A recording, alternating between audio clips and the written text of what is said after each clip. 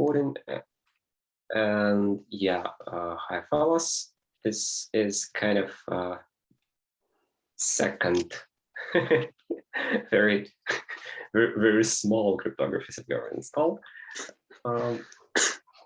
And the agenda for today is well, we have start doing things. Starting things. Oh, yeah, it's just, well, we can hand with that more, you see. Yeah, so let's start with the let's take advantage of Fabrice being present in here, and I'll start with the third point, just asking straightforward why I asked him to be present in here. Fabrice, you do remember that I have asked for some OcamlPro fellows to be present in the subgovernance for some reason I haven't told you back then. Sorry, what did you ask for? Okay, yeah, that was some time ago when we were forming this governance. I asked for someone from OcamlPro fellows to be present inside in here in this subgovernance. For some reason, I haven't told back then. So this. I thought I said I could do it. So I thought you had included me, but if you prefer that it's somebody else, I can check with other engineers. No. It's absolutely no problem with that. I mean, the critical point was to have a representative from I don't know, a particular group of fellows. Okay. Yeah, from a particular company. Why it was done? We have kind of a need in some simpler and more convenient for all of us way to define circuits now, but the compiler is pretty much hell of an effort, and we're still in the progress of prototyping that, and even like some architectural decisions haven't been made yet. So there is a simpler way to do that just for now, and that you might like also. This is about introducing the OcamlPro-based DSL for the circuit definitions for FreeTON. Yeah, okay. And since no foundation is not mainly about the OCaml, it's like we are like, we can use it, we can do things in it, well, just because, well, a little bit we can, okay? But it's not about something that we could further develop, push forward, etc., for a long time. So what would you say if I propose to, like, I don't know, maybe open source an initial implementation of the OcamlPro-based circuit DSL for FreeTON, and so you could probably pick it up from that point and maybe push forward, develop it. I don't know, like make it your own product. We could even like transfer copyrights to you. I don't care actually. Well, if it is open source, we're talking about something that already exists. We're talking about something. You see, we're not talking. It's like, I'm trying not to talk about anything I don't have a prototype for. So it's kind of a prototype, yeah.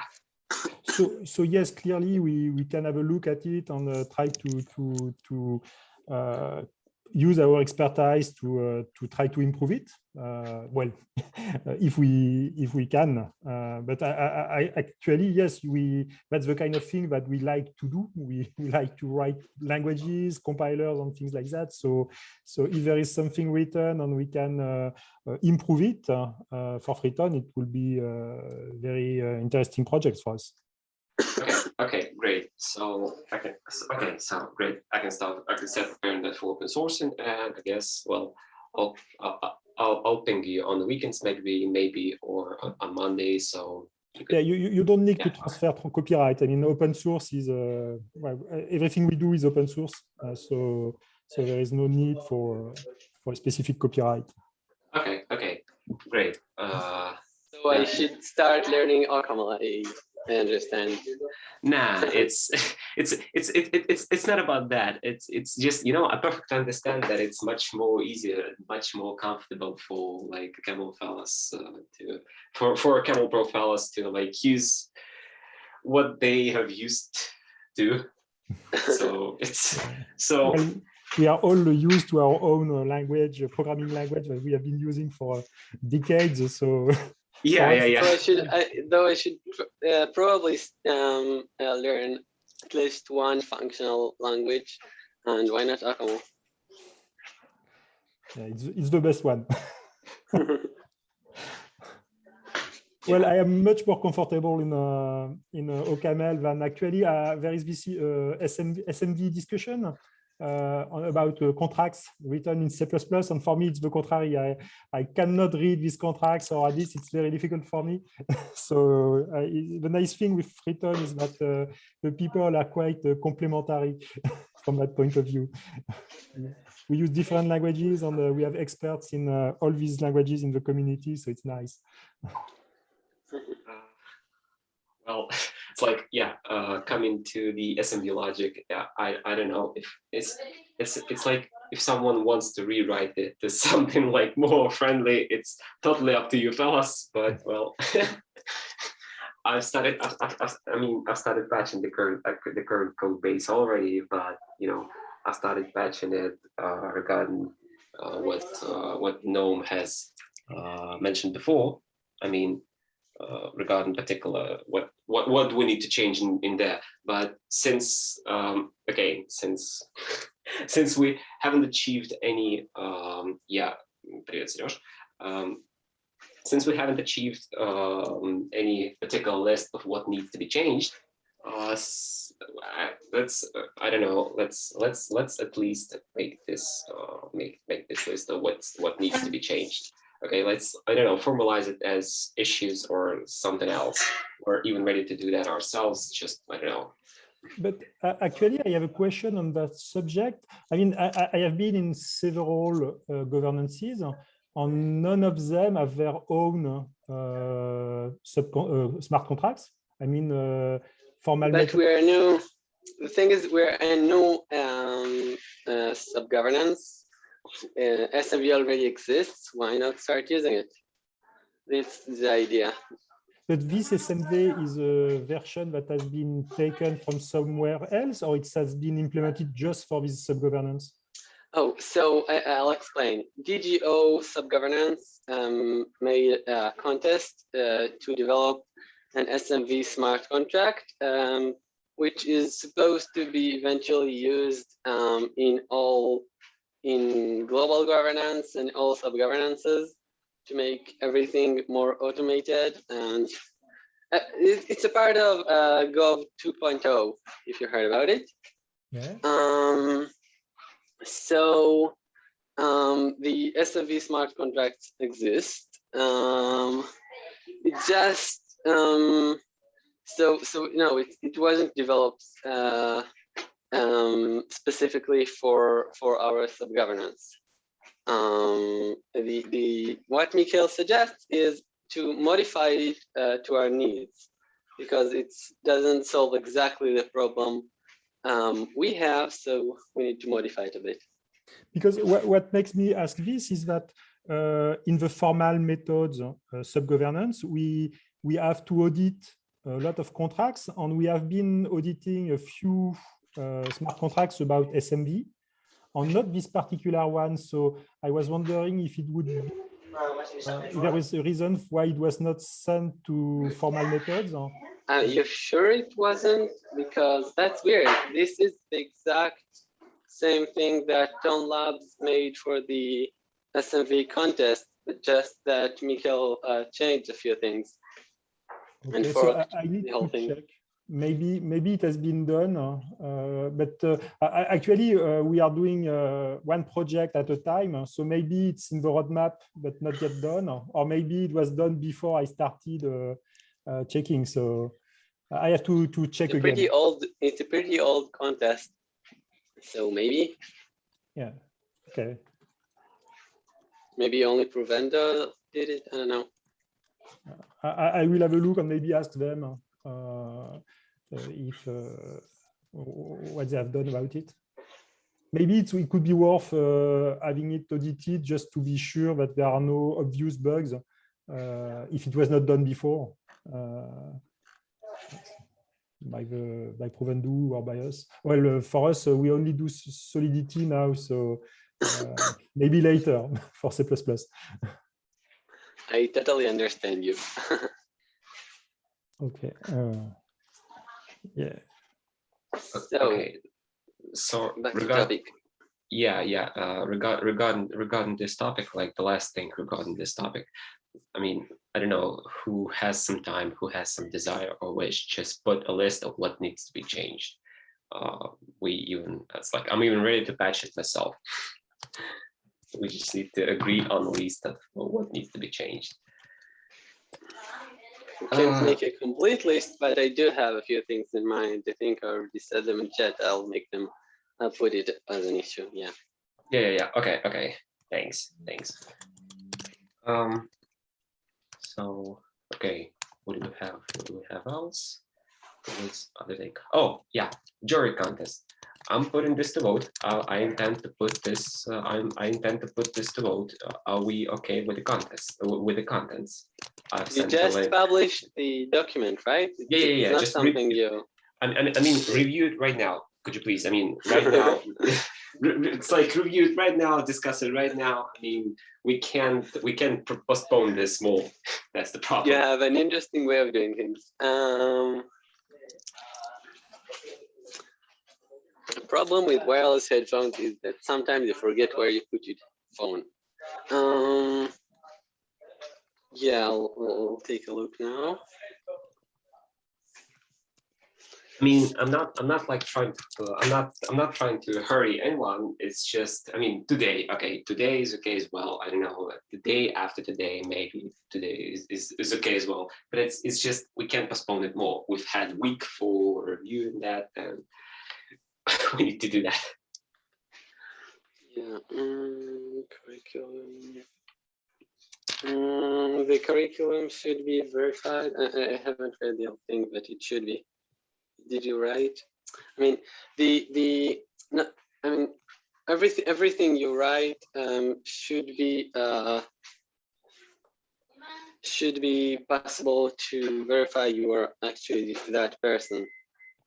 We don't want people doing identity theft.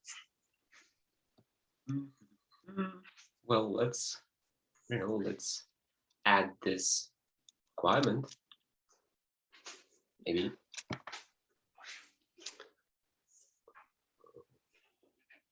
For example, if you do something on GitHub, there's a very a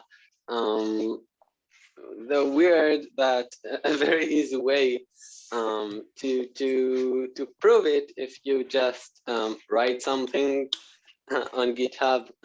If you want to create a repository that says, "Hi, I'm an applicant," but also you can just write a comment on somewhere, whatever. We could. I think we can also do a little bit of a questioning, like when selecting a particular jury. Yeah. So the initial members would ask for proofs for that, and that. Yeah. Yeah. That could work. It would just be stupid if each initial member would ask the same questions. So that's gonna be probably it's gonna be probably required to do some Ask Me Anything session about them. Oh, it's a shame that you haven't attended, by the way, the AMA session for Groth16, like the second part of that use cases contest AMA session. That was fun. Oh, there was another one. By the way, did you decide whether it's just duplicates or did they do any original work? I didn't hear the ending of that problem.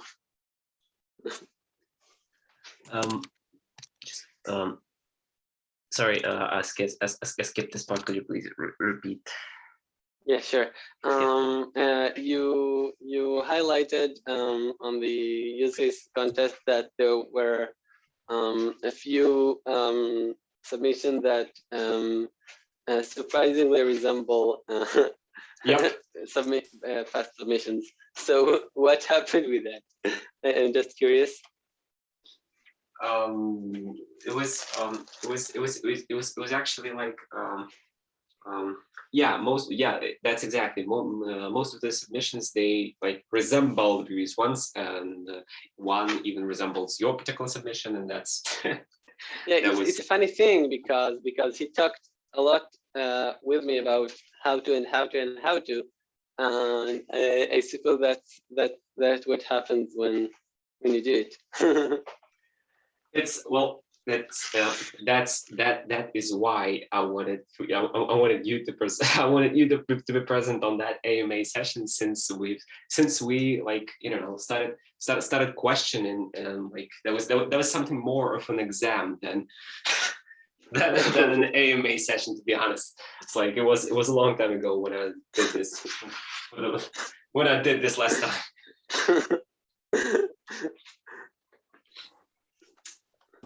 So yeah, well, you have a PhD, but you never taught anywhere.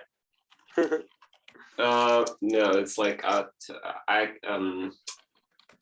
taught back in the university, but it was like I'm afraid we're wasting for business time, because you have the relay. So let's be more focused. Yeah. Let's stay more focused. No worry, I'm still online. No, but you have all the relays, the June bridge, whatever. Well, actually, I'm waiting for them to do the installation, so I'm quite. I have some time now. Okay. It's okay.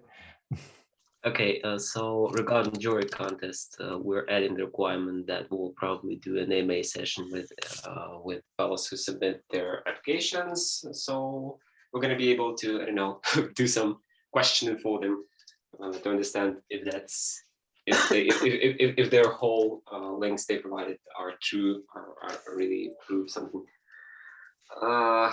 Okay. There is one requirement that I don't like, at least to folk from formal methods of governance. This doesn't sound like the right way to phrase it. You don't want someone from formal methods of governance. You want someone with experience in formally verifying FreeTON smart contracts. Okay, let's change it. You can add the probably like the Fine.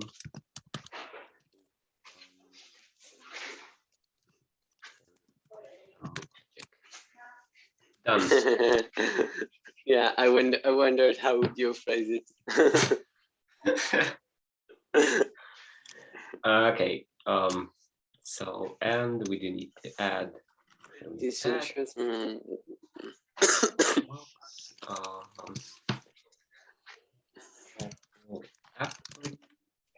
What are CPs? Maybe that's my ignorance. Wait.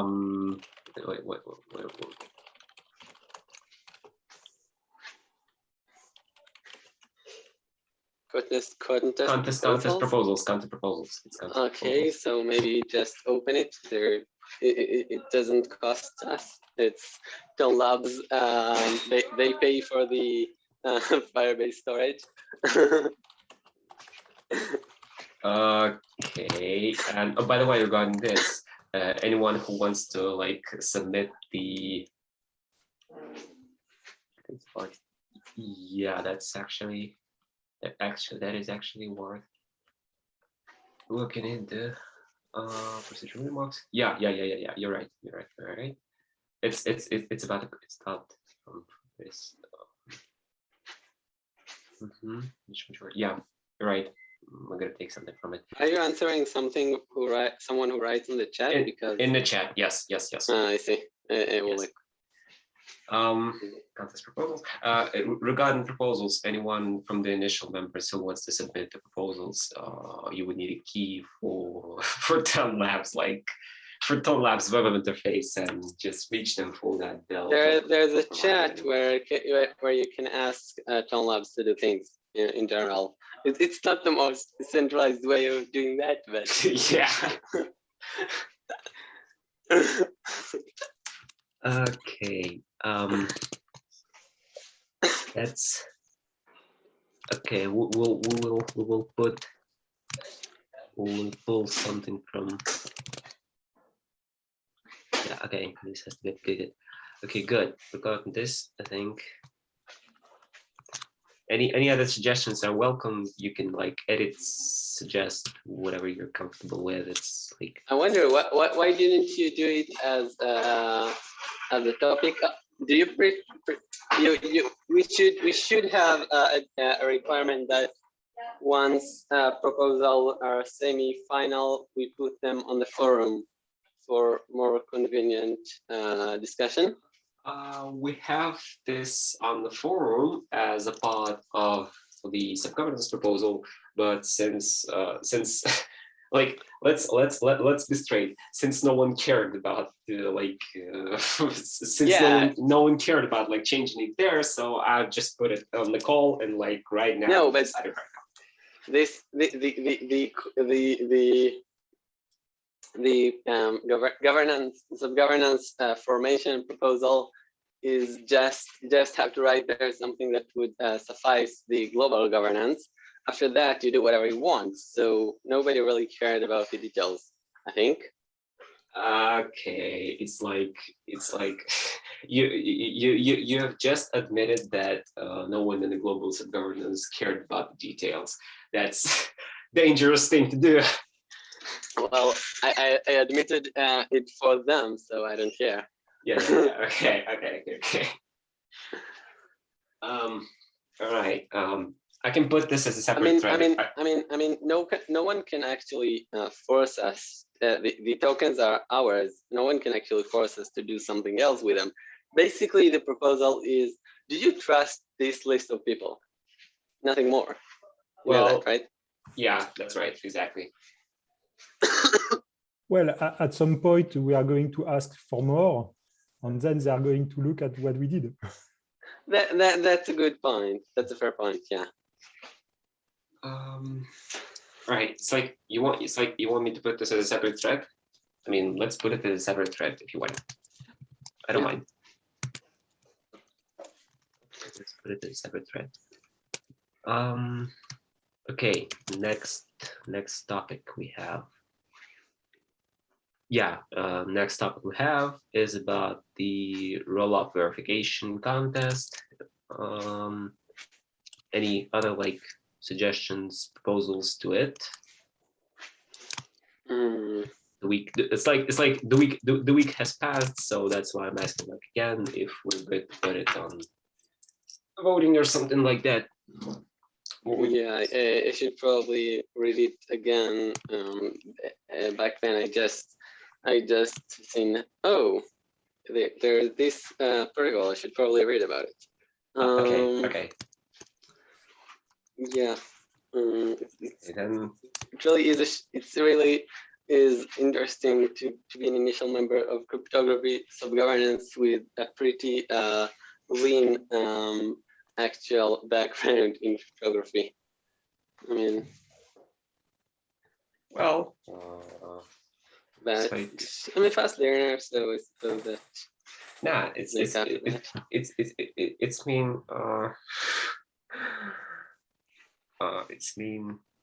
like, yeah, those. That's not that's already too late to think about it. We've already been voted for. Well, you could make a vote to exclude me, but there is no reason, I think. Well, who could exclude you? Okay, let's be honest. We'd like to exclude you. Yeah, someone joined us as well. I wonder when someone would notice that there is a correlation between the times of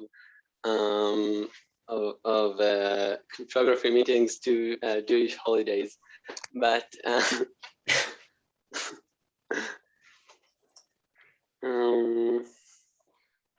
Pasha wanted to attend. Pasha had some topics to discuss, but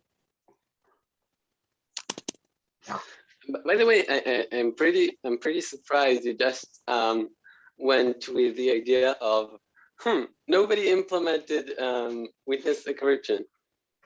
Let's do it. Oh no, you see, it's like that was exactly Pasha wanted to that was exactly Pasha always talks about. It's like there has to be a particular use case for anything which is proposed. Yeah, you're right. There are several typos. Sirosh, there was an it's like AMA session, I don't know, maybe yesterday or something like that, when participants discussed their submissions, and well, that's, you gotta ping them. There are links for them in the developer experience subgovernance, so you can just ping them, and they have some feedback regarding this. I heard that they try to use NIL network. Nil network And- isn't up, I think, or is it? Yeah. I implement Groth16 in FLD. So Okay. But I haven't received any response about. Yeah. I- Oh, as I have a seen- question. I have a question about regarding that. Do you know if the network, it's more for Mikhail, but do you know if the current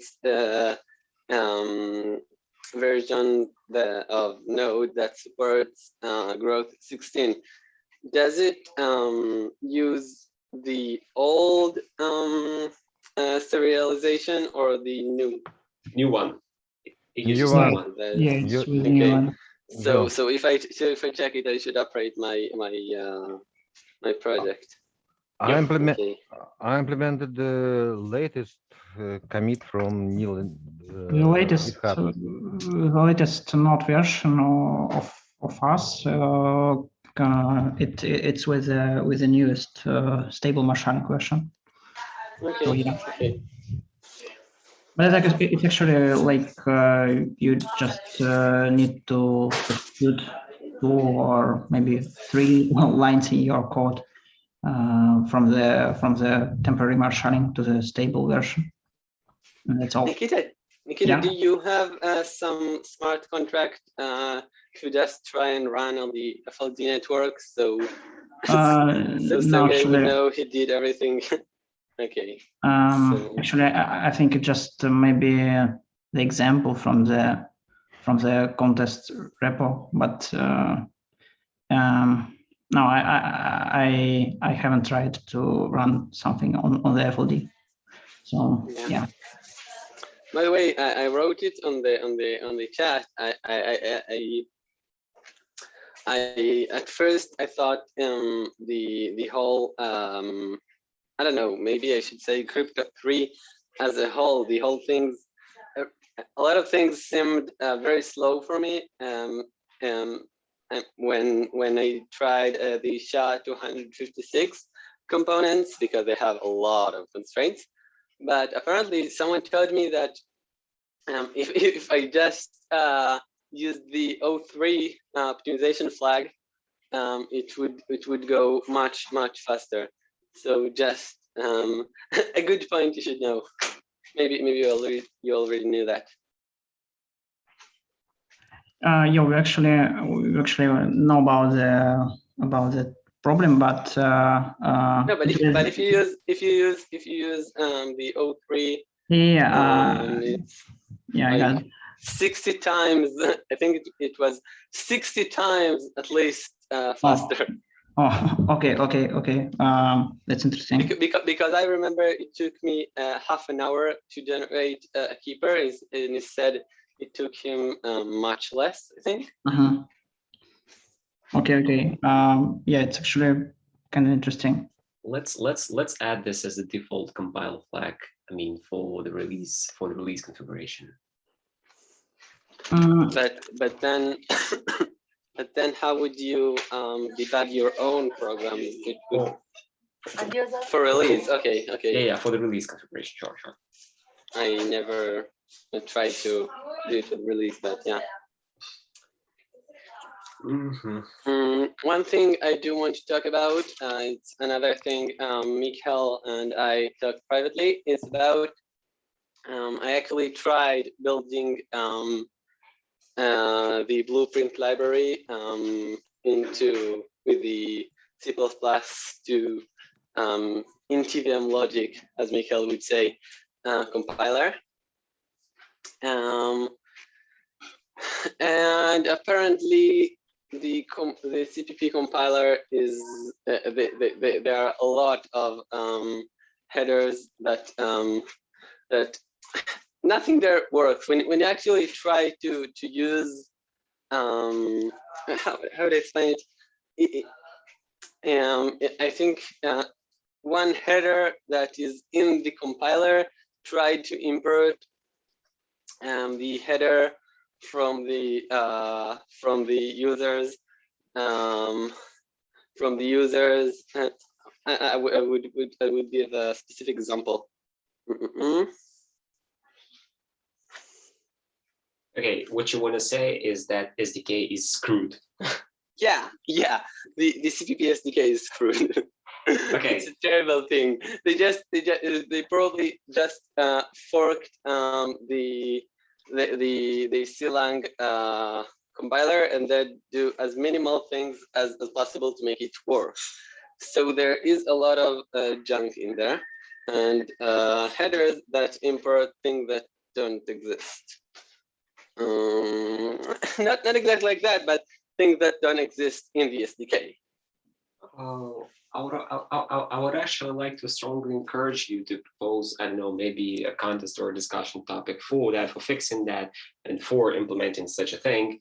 Yeah, I agree that's needed. It would be a long contest with high rewards, because that sounds like a major headache. Yeah, could you sorry, sorry, I interrupted you. Could you please make a little bit of introduction for all the fellows in here, what this contest is going to be about, or what is this going to be about, and why do you want it so bad? Okay. So why do we need it? We want to use to generate proofs in the bots. In the end, we don't want anyone to have to download the specific clients and all that. We want to do it in the debot. So to generate a proof, you need two things. One is primary input to generate primary input, and the other not primary input to generate auxiliary input, and the other to actually run the algorithms to generate a proof. So generating a proof is a constant thing. We can just add an instruction to TVM to generate the proof. But about the auxiliary input generation, you need to. It's different for every circuit, and therefore you need to do it in the debot, and for that you need the blueprint library. Unless you really hate yourself and you want to do to re-implement the whole thing again. So we need to. So we need a blueprint in smart contracts. Luckily, it uses the exact same. Luckily, C++ is the language we can compile to TVM. So technically, it's possible. It's a simple CLang compiler. The problem starts because the compiler can't. It's both problems on blueprint side that use CPP SDK things that wouldn't be that shouldn't be used in smart contracts. For example, there are a lot of things. There are better ways to do it in a TVM environment. And on the other hand, the compiler itself is, like I said, including things it shouldn't. It includes things from the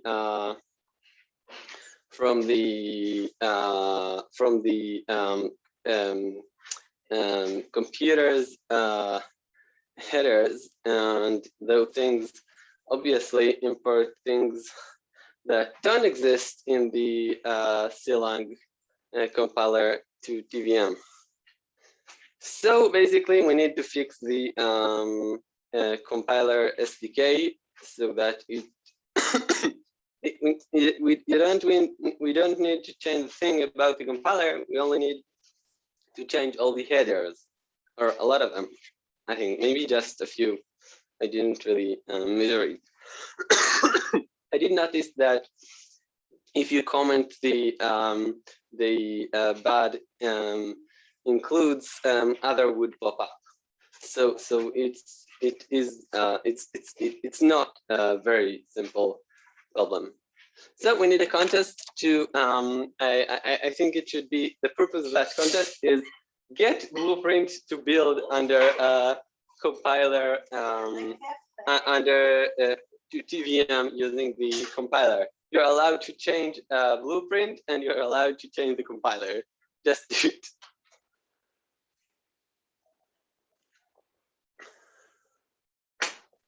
Yeah, okay, so that's basically that's basically why it is required. And you mean it's like why do we need the blueprint inside the VM is that we want to manipulate the primary input and probably in the future the transcript inside the TVM to adjust. By the way, if we go the DSL route, we wouldn't use blueprint because not really. The thing is, you know, to implement the proof generation in plain OCaml or like whatever other language, scripted language or like non-scripted language is going to be a pain in the ass simply because of the performance. So that's going to be. I'm not talking about blueprint. You are talking about the ZK library, but the blueprint wouldn't be needed. Yeah, but you see, it's like generation of the constraint system with the scripted with the more high level language is going to be pain in the ass as well. So that's gonna it's gonna probably have the blueprint library under the hood, but you will never notice that. So short answer, we're not going to have blueprint. It's basically a temporary thing, if I understand correctly. It's like the blueprint library will stay under the hood of the whole thing, but it's like you will not have any need to interact with it directly. Yes.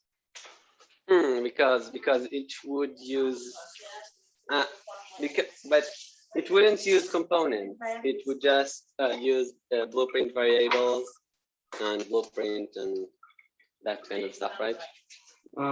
Yep. Well, the components are required. The components are required to be used when you know perfectly well how the particular component needs to be implemented to achieve the best performance. That's when they are required to be used. Well, that's probably the place where they will still be present under the hood.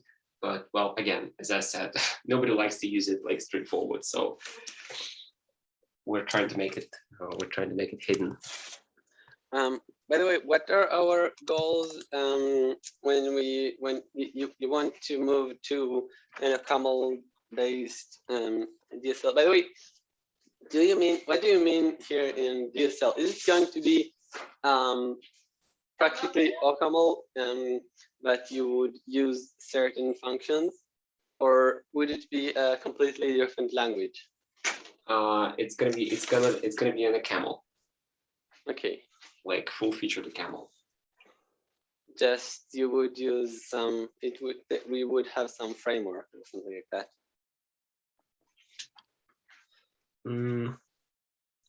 I don't know if anyone could, it's like I'll distract a little bit from the discussion topic. Okay. Let's test the FLD network. Are you going to do that? Or I don't know. It's like we have a lot of questions regarding this. It's gonna be, it has to be tested maybe. Yeah, it would. Someone should tell Sergey if he did it right. If it is up and running, and if it synchronizes with the main cluster, it is done right. I'm waiting about a month for feedback from somebody. Does it work? I'm actually quite surprised none of the participants of the use case contest tried to go further than seeing like null network is down, like hey, null network is down, we're not going to test it. Oh, come on. If it works with the Rust implementation, yes, why bother? yes, it works with the Rust implementation. There is a Rust implementation as well. So I understand that the Rust implementation also uses the new with Rust implementation, there is some problems, some nuances, because now we have two branches in GitHub on Rust node. The master doesn't support work chains right now and doesn't support full functionality of console. Yeah, but the changes between what Neil did is just add an instruction. It's solely in related to all the how the rest of the node works, right? Yes, and one thing, as I know, TONOS now works on TVM to make it completely compatible with C++ node TVM. Oh, I thought they would what? Wait, what? What it isn't right now. You can run this smart contract on Rust and on C++, and it would give different results. Not so much, but there is some little differences. I cannot understand. I cannot explain it because I'm not involved in this process. Yeah, it seems actually no one ever tried up until now to run a cluster with both Rust and CPP. So that yeah, it's natural that this kind of problems would suddenly pop. I hope I will try to start network, Rust network on Monday. But for first step, I will do it without Groth16, just from master or rustnet branch from GitHub. Yeah, I will decide later. I think we shouldn't rush to actually use Groth16 on mainnet, even though that Mikhail bothered to say in any contest that if and when mainnet supports Groth16, you can use it too. I think, I mean, Mikhail, you have ideas to actually change the scheme a bit. So why rush? Ideas, maybe.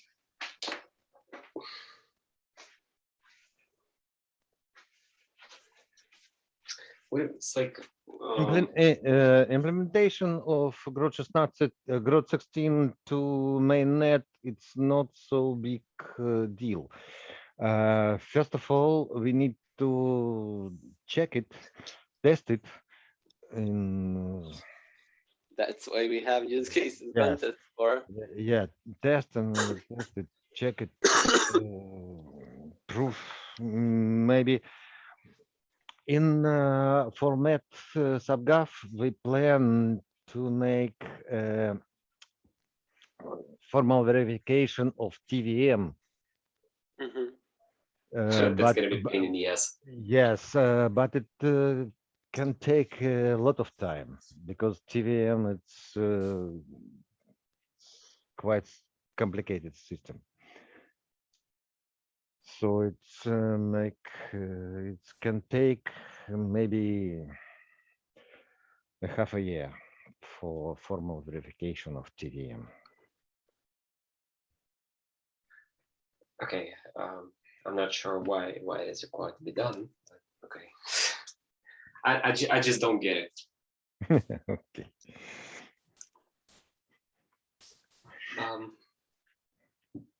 All right. Then getting back to no, then it looks like we're expecting a kind of like contest description or like whatever description of the blueprint inside the TVM. What else have we got? What else have we got? Do we have something else? I just want to ask, where do we go with compiling blueprint? Do you want me to write a proposal, or do you want to Yep. do it? I want you to do that. that wasn't the way I should have phrased it, was it? Okay, I will. Инициатива наказуема. Yeah. Yeah. It's funny that I think any decentralized project should have someone to remind, hey, we had this idea. Where do we stand with that? we talked a few years ago about that such and such thing, such and such DSL, such and such, using it in the bots. Where do we stand at? Okay, so let us conclude. Is there anything else?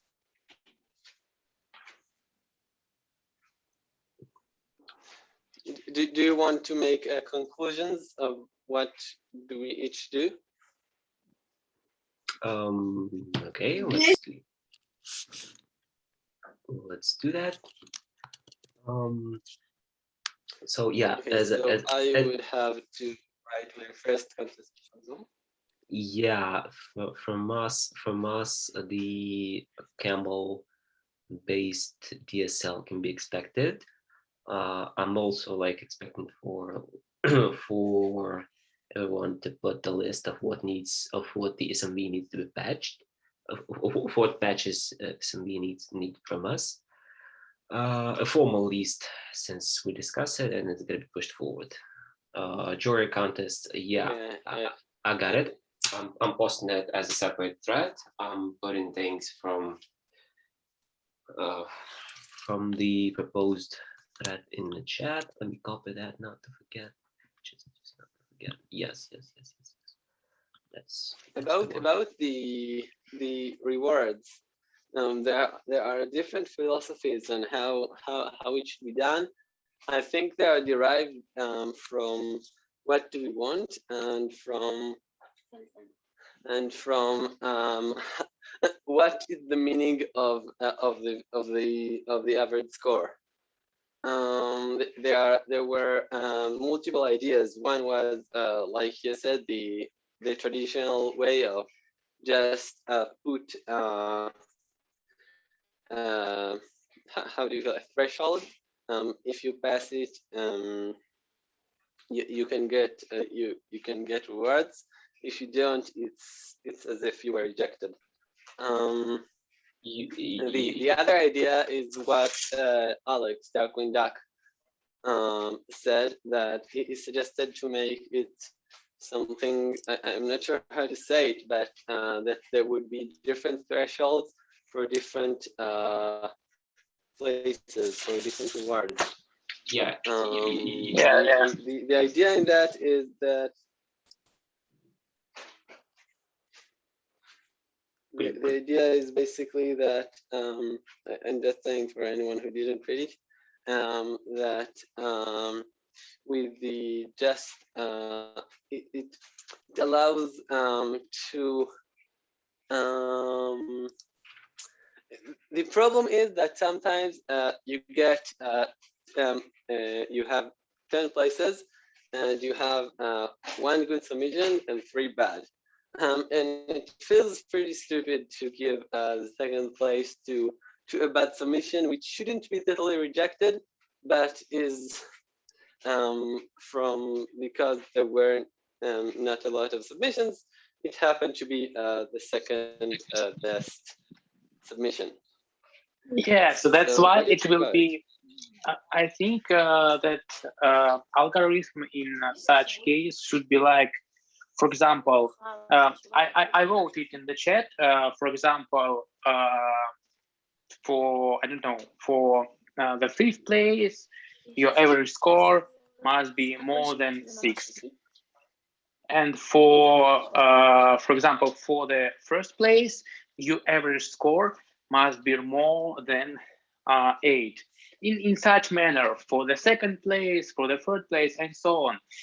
So finally, if, for example, there will be, I don't know, 30 submissions, but they all be average, and for example, the average score of the best submission will be, for example, 6 points. So he will get, for example, the 5th place.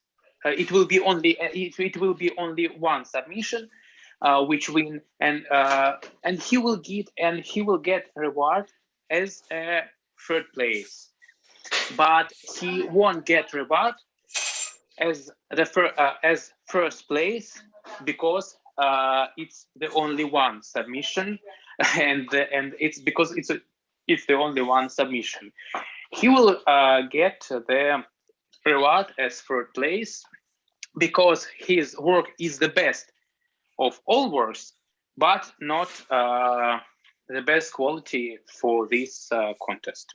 I think it can be rather, I don't know, it can be rather fair.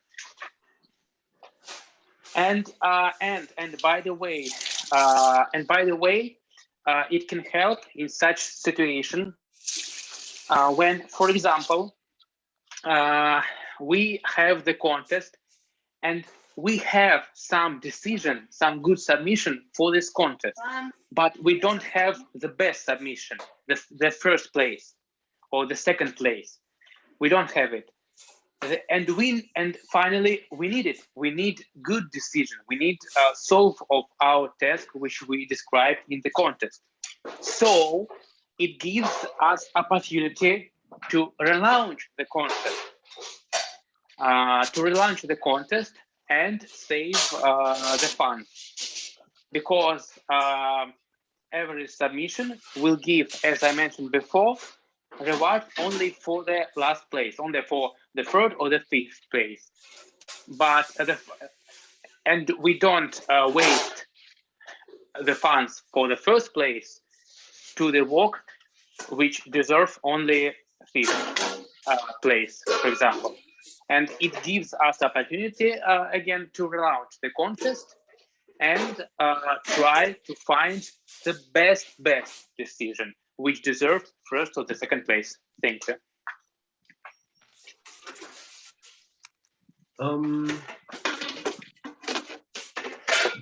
Yeah, we're having an objection in the chat that it's not a good practice. Well, I would say I definitely think that some not a particular approach, but maybe something like that may have its applications to this contest, since it is known that it has several solutions. I mean, and there is a best, and there is like a better one. Okay, there are better ones, there are worse ones. It is already known that there are several solutions, so there might be the need to rank them somehow. But well, and now it's like it's up to you to decide. It's an interesting contest because you have to make to implement at least one of a few things, and in fact we need all of those things. So we might have an unfortunate case where everyone, for example, suppose there is one easier than the other, we might have everyone implement one of those verification of one of those algorithms, then we would be in state. Wait a minute, I got a question. It's if in case we're talking about like the law verification support contest, it has like the proposal to implement the only signature verification. Yeah. Like DDSA for now, simply because we have it in here and it's going to be useful for like verifying the signatures of FreeTON on FreeTON. Like,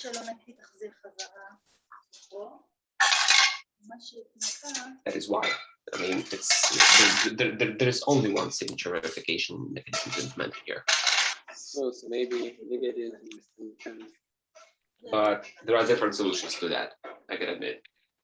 Yes, basically it depends on type of contest, because it can be used for some contest, but maybe it can be not good for another type of contest. It depends on the type of contest, and it depends finally on what we wanna get from this contest finally. Well, okay, it's just we have quite a small time left, but okay, I'll just try to answer this. So what we're trying to get from this contest is we're trying to get the way to verify the successful signing of something on FreeTON. That's just, you know, since there are lots of like stuff with work chains happening, there will be signatures done on other work chains, so we need to, which we need to verify on some other work chain, and it's like yada yada yada, and all of those are EDDSA over like ET25519, and it's like that's why I propose to start with this, and that's why we want to, and that's what we want to get from this, and we want to do that efficiently. Where just a question? Where is this signing algorithm is used? Signing scheme is used in FreeTON. It's used? Yeah, it's a standard FreeTON signature scheme. It's well, actually, lots of other projects use it. I mean, you could use it for verifying the signatures and rollups from there. That's just some place to start with. Next thing is going to be like about, I don't know, ECDSA, since it is being used like in Ethereum or in other projects as well. Yeah. The EDDSA is just like is easier to start from. Let's say it like that. Okay.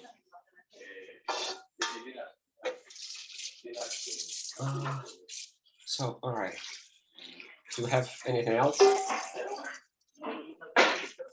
We need to choose rewards. This is something you left blank. This is something you left blank, and I understand you because this is in a way a separate discussion. The experience and the amount of reward. But I always wonder how to approach this stuff. That's pretty much easy. We estimate the effort we would have put into that in case like it was up to us. So that's and we propose based on that. It's pretty much easy. You mean the remark for Julie context? Or sorry, or what? Just how hard is it? I didn't look into the protocol definition. What could you say? What primitives are used in the overall in that sign scheme? Because if it's just 256 like, which would be okay. If it's more like knapsack, it would be real easy. So yeah, it's like just answering the question. Just answering the question before. Now we're talking about like the rollup verification contest. What is that? What is inside? Okay, the what is inside? It is actually about like implementing the the way to verify the signature, the EDDSA signature, which has inside like several hashes. It has inside the complexity of this contest actually lies in how do you put the larger finite field element into a smaller one. It's kind of a problem which is required to be solved, and that can be done like inefficiently, like I don't know, splitting the number into smaller parts and putting them together and managing them inside circuit. You do understand how large the circuit will be. It can be done with a little bit different method with introducing the custom scheme, which would mimic the Groth16 proof inside it. Yeah, I like such tricks.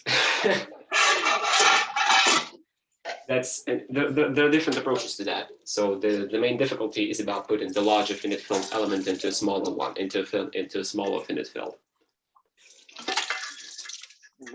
Because it's like the EDDSA signature, which is being used in FreeTON, is defined over the ED25519 curve, which is of a larger size than the module of the BLS curve, on top of which the Groth16 scheme proof verification is implemented in FreeTON.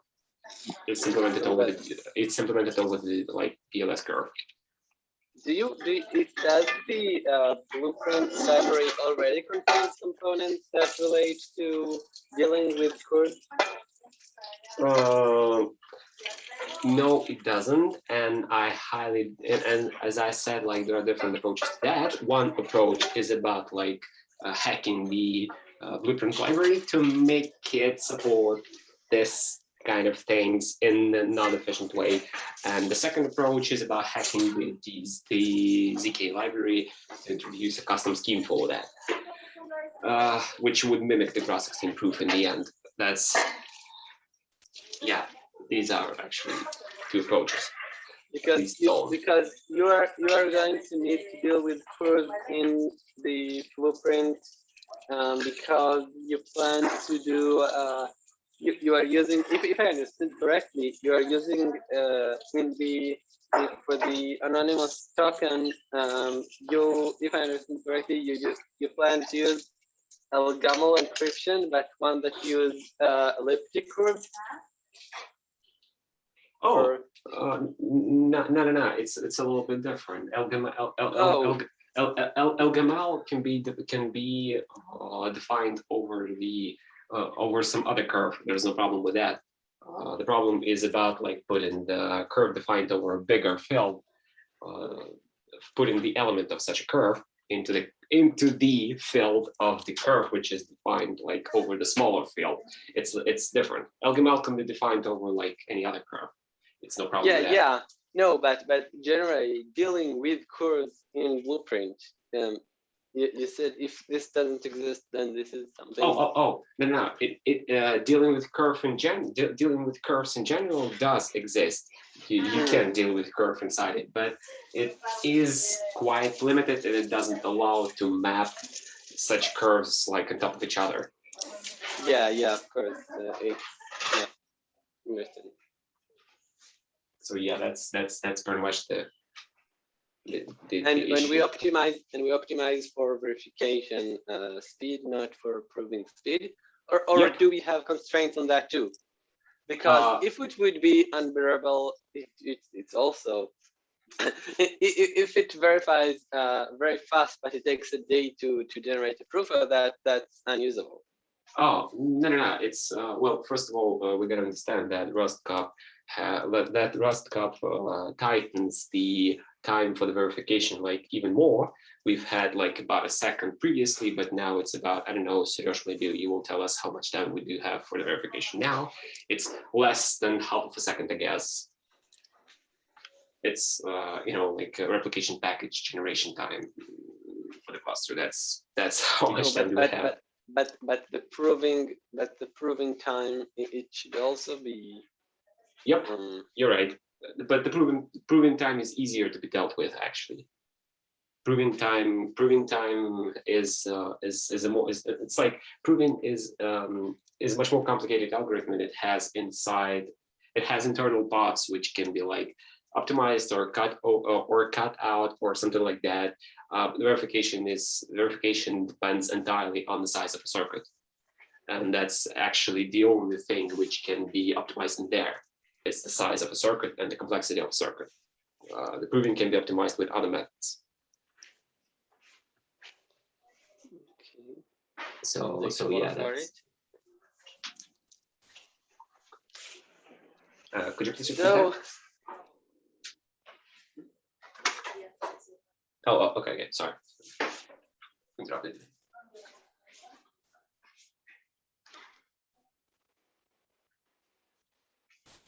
So I think we don't have anything left to discuss. Some of us have some things to do for base me and you in general. That's it, I guess. Well, yeah, in case we don't have anything to discuss, I guess that's it. Yeah, so I'll just say this is the formal ending of cryptography governance weekly call on the second.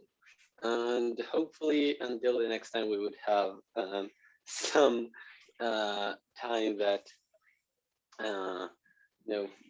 we wouldn't have to negotiate for time every week.